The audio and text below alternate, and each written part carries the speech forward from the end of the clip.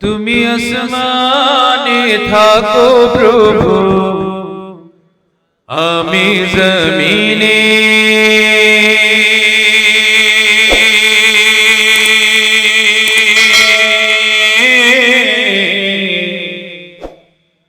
আমরা জমিনে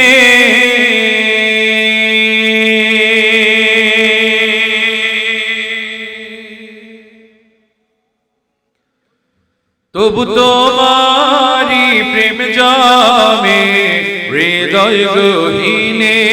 তুমি আসমানে থাকো প্রভু, আমরা জমিনে। তবু তোমারি প্রেম জামে হৃদয় গহীনে। আমরা তোমারি গোলাম গো, অন্য কারণ। আমরা তোমারি গোলাম গো, অন্য কারণ। আলিমুল গায়েব তুমি, মালিক রাব্বানা আল্লাহ। আল্লামা দিলওয়ার সাইদি সাহেব বলেছেন, কবি মতিউর রহমান মল্লিকের 3 মিনিটের গান 3 ঘন্টার তাফসীরের সমান। হাসান বিন সাবিতকে আল্লাহ রাসূল নিজের গায়ের চাদর খুলে দিয়েছেন, সাংস্কৃতিক পর্বে ছিল। আর আজকে সাংস্কৃতিক অনুষ্ঠানের এই আয়োজন, সেখানে ভালো একটা মাইক্রোফোন পর্যন্ত নেই। এর থেকে বের হতে হবে। আধুনিক গানের চেয়ে, ওয়েস্টার্ন গানের চেয়ে ইসলামী গানকে বেশি সম্মান দিতে হবে, এটা মুসলমানের নৈতিক দায়িত্ব। সুতরাং আয়োজনের ব্যাপারে আরো সিরিয়াস থাকবে। এত পরিপাটি আয়োজন, প্রতিদিন আমাদের 2 ঘন্টা 3 ঘন্টা কথা বলতে হয়, কথা না সুরে থাকতে হয়। এই জন্য হাত দেবেন না, যেভাবে রাখছেন যা আছে আলহামদুলিল্লাহ। এখানে যেই মানুষগুলো আছে সঙ্গীতের কথা শুনতে চায়, ঠিক কিনা বলেন? সুর যেখানে থাকে থাকুক, সুতরাং কথার দিকে খেয়াল করবেন এবং জোরে বলেন আল্লাহ আল্লাহ আল্লাহ আল্লাহ আল্লাহ আল্লাহ আল্লাহ আল্লাহ আল্লাহ আল্লাহ। তোমারি রহম ছাড়া বাঁচা বড় দায়, প্রতিদিনে প্রতিক্ষণে জড়িয়ে রাখো গো আমায়। কত শত ভুল মাফ করে দাও, কত শত ভুল মাফ করে দাও, জানা কি অজানা আমরা তোমারি গোলাম গো, অন্য কারণ। আলিমুল গায়েব তুমি, মালিক রাব্বানা আল্লাহ। আমি আরো জোরে চাই, আরো জোরে। হানাফিল্লাহ হতে হবে, আল্লাহর সঙ্গে একাত্মতা পোষণ করতে হবে। আল্লাহ আল্লাহ আল্লাহ আল্লাহ আল্লাহ। কঠিন বিচারের দিনে থেকো গো পাশে, পাপের ভারে নুয়ে গেছি, মন তাই কেঁদে মরে। জান্নাতে ফুল দিও গো আমায়, জান্নাতে ফুল দিও গো আমায়, আগুনে ফেলে দিও না। আমরা তোমারি গোলাম গো, অন্য কারণ। আলিমুল গায়েব তুমি, মালিক রাব্বানা আল্লাহ আল্লাহ আল্লাহ আল্লাহ আল্লাহ। তুমি আসমানে থাকো প্রভু, আমরা জমিনে। তবু তোমারি প্রেম জামে হৃদয় গহীনে। আমরা তোমারি গোলাম গো, অন্য কারণ।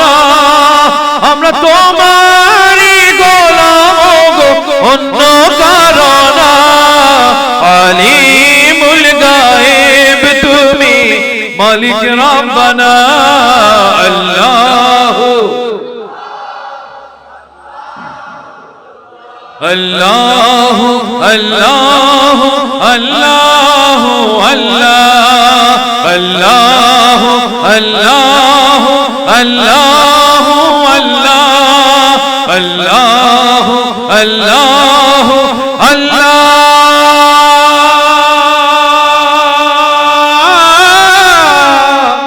আকবার।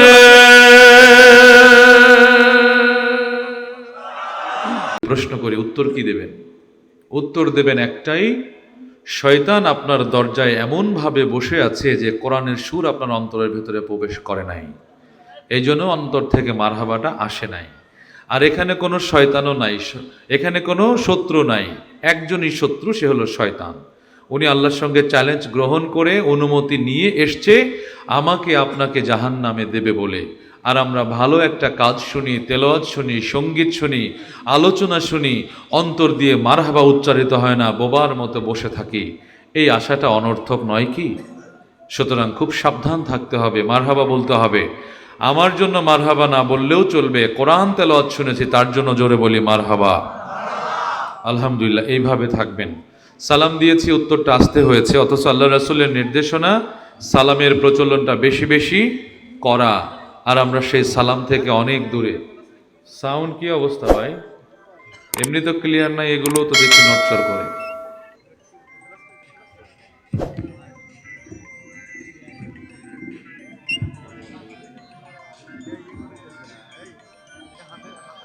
আপনারা কেমন আছেন? মনে রাখবেন, এইখানে যিনি আসবেন তিনি আপনাদের মেহমান। কোন নবীও 3 দিন 7 দিন না খেয়েছিল মেহমানের অপেক্ষায়। আপনারা মেহমান পেয়ে যদি চেহারায় গ্লানি, দুঃখ, দুর্দশা নিয়ে বসে থাকেন, ওই মেহমান তো খুশি হতে পারে না। আল্লাহ রাসূলের সুন্নাহ হচ্ছে চেহারায় সবসময় মৃদু হাসি থাকবে। সুতরাং যত কষ্টই আপনার ভেতরে থাকুক, চেহারার ডিসপ্লেটা যেন হাসি খুশি থাকে, এটিও একটা ইবাদত, রাসূলের সুন্নাহ। মৃদু হাসি কিন্তু সাদাকা, জানেন কিনা? একটা মানুষ যাচ্ছে, তার সঙ্গে হাসি মুখী কথা বলাও সাদাকা। সুতরাং সেই চেহারা নিয়ে এখানে বসে থাকবেন ইনশাল্লাহ। আর হাত দিতে হবে না, আপনি আমাকে রিভাব দেন। দেখুন, আমি 2-1টি প্রশ্ন করি। আমি একটা সময় স্কুলে চাকরি করেছি, কলেজে চাকরি করেছি, এখন ইউনিভার্সিটিতে শিক্ষকতা করি। সেই হিসেবে শিক্ষক আর ছাত্রর মতো নয়, আপনাদের সঙ্গে আমার একটু জানা বোঝা। আবার কবে দেখা হবে? এই আয়োজনটি হবে আবার 1 বছর পরে, ঠিক কিনা? 365 দিন পরে, ঠিক কিনা? আমরা কি ততদিন বাঁচবো? কেউ গ্যারান্টি দিতে পারেন? পারেন না। এই জন্য আজকের এই ফরায়েজি জামে মসজিদের সম্মানিত সভাপতি, অন্যান্য অতিথিবৃন্দ, আমার একান্ত প্রিয়, আজকে কিছুক্ষণ আগেই হাসিবুর রহমান আলোচনা করে গেছেন, বলে গেলেন, ভাই আমি আপনার জন্য অপেক্ষায় ছিলাম। ডাক্তার আবুল কালাম আজাদ বাশার সাহেব এসেছেন, উনি অপেক্ষমান, বুকে জড়িয়ে ধরুন তারেক ভাই আপনিও এসেছেন। তো এই অবস্থায় আমি আপনাদের মাঝে আসলাম। নূর হোসেন ভাই আমার খুব ক্লোজ মানুষ, আমাকে ফোন করেছে, আমি দাওয়াত গ্রহণ করেছি। প্রত্যেকটা দিন প্রোগ্রাম। আপনারা কি খুশি হয়েছেন? কেন আমাকে দাওয়াত করেছেন? কেন আমাকে দাওয়াত দিয়ে অস্ট্রেলিয়ায় নেয়, সিঙ্গাপুর নেয়, মালয়েশিয়া নেয়, সৌদি নেয়, কাতার নেয়, এত দেশ কেন নেয়? সেই বিষয়ে আমি 2-1টি কথা বলতে চাই। আপনারা শুনবেন তো ইনশাল্লাহ? প্রশ্ন করব, উত্তর দেবেন, এরপরে আমি সুরের দিকে যাব। আল্লাহ রাব্বুল আলামিন কোন নবীকে খুব সুন্দর চেহারা দিয়েছেন, কোন নবীকে মেধা দিয়েছেন, কোন নবীকে সম্পদ দিয়েছেন, কোন নবীকে জাদুর লাঠি দিয়েছেন। একজন নবীকে দিয়েছিলেন যার কণ্ঠে ছিল সুর। বলতে হবে সেই নবীর নাম কি? আপনারা কি জানেন না? যে এখানে প্রশ্ন হলো, যারা জানবেন তারা জোরে বলবেন। কেন? আল্লাহ নির্দেশ করেছেন, হাদিসে এসছে, বাল্লিগু আন্নি ওয়ালাউ আয়া। যেই জিনিসটা আপনি জানবেন সেই জিনিসটা অন্যজনকে জানানো আপনার দায়িত্ব। সুতরাং যারা জানেন সেই নবীর নাম দাউদ আলাইহিস সালাম, তাহলে জোরে বলতে হবে, কোন সে নবীর নাম? প্রশ্ন থাকে না, কেন নবীকে কণ্ঠ দিলেন? এটা আপনাদের কাছে আসে না? কণ্ঠ দেওয়ার কি দরকার ছিল? উত্তরটা জেনে নেন। নূর হোসেন ভাই কিছুক্ষণ আগে কোরআন তেলাওয়াত করেছেন। এই সুরের ভেতরে, কোরআনের ভেতরে মধ্যে মুত্তাসিল আছে, মুনফাসিল আছে। আল্লাহ নির্দেশ করেছেন এখানে তোমাকে সুর ধরে রাখতে হবে 4 আলিফ, এখানে তোমাকে সুর ধরে রাখতে 3 আলিফ। এই কারণেই আল্লাহ একজন সুরের নবী পৃথিবীতে পাঠিয়েছিলেন যার নাম দাউদ আলাইহিস সালাম। কেন পাঠালেন? পাঠালেন এই জন্য, যেই মানুষগুলো জান্নাতে যাবে সেই মানুষগুলোর সামনে আল্লাহ রাব্বুল আলামিন বলবেন, হে জান্নাতবাসী, তোমাদের সামনে পবিত্র কোরআন তেলাওয়াত করবেন হযরত দাউদ আলাইহিস সালাম। বিষয়টা বুঝছেন কিনা? এই জন্যই একজন নবীকে কণ্ঠ দিয়েছিলেন।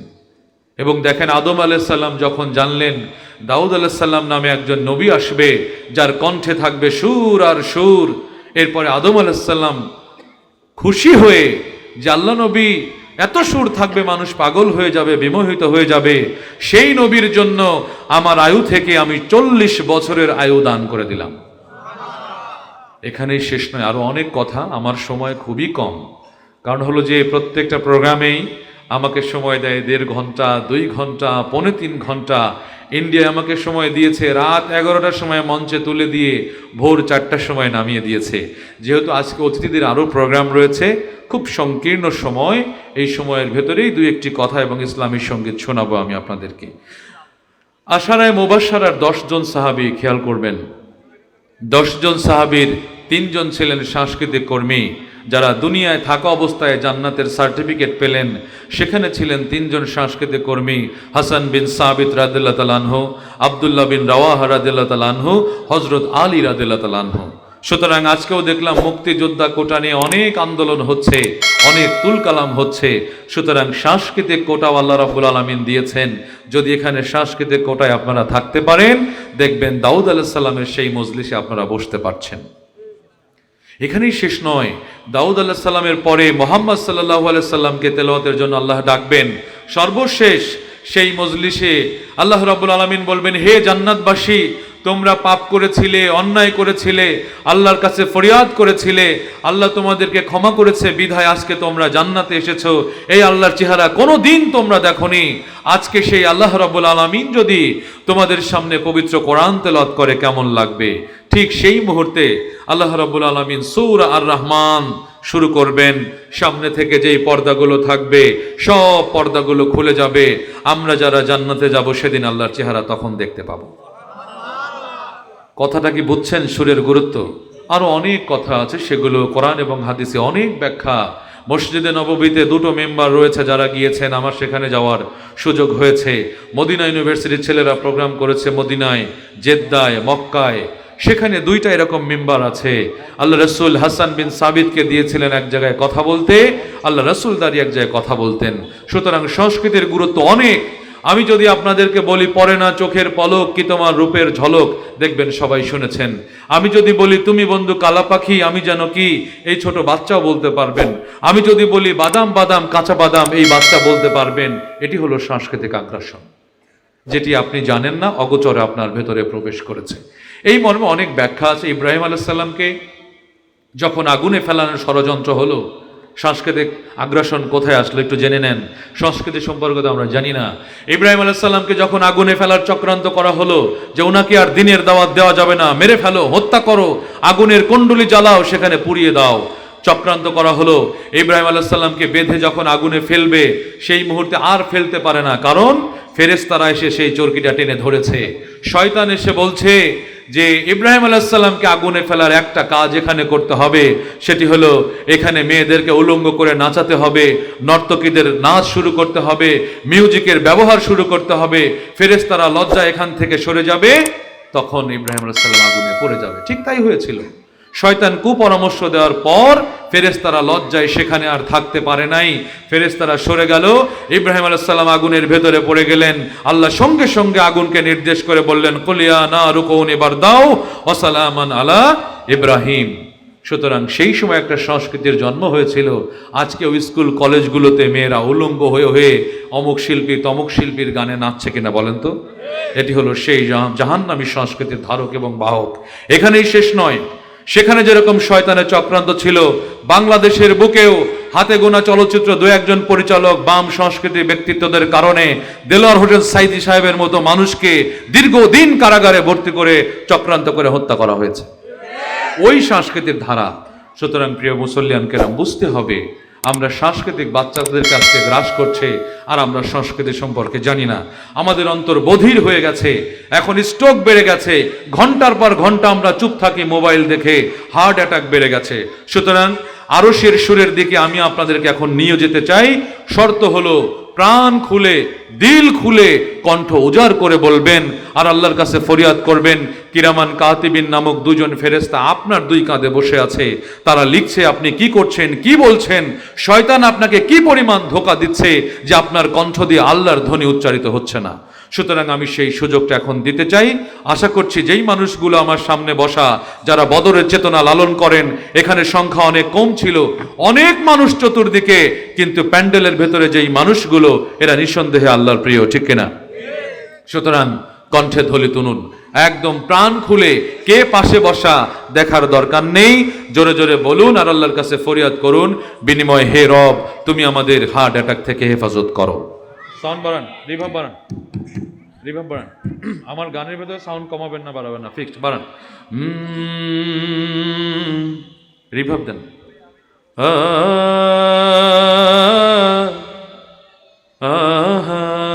একটু ইকো দেবেন, রিভাব থাকবে, ইকো একটু থাকবে। হ্যালো, সাউন্ড ক্লিয়ার না কেন? রাখেন।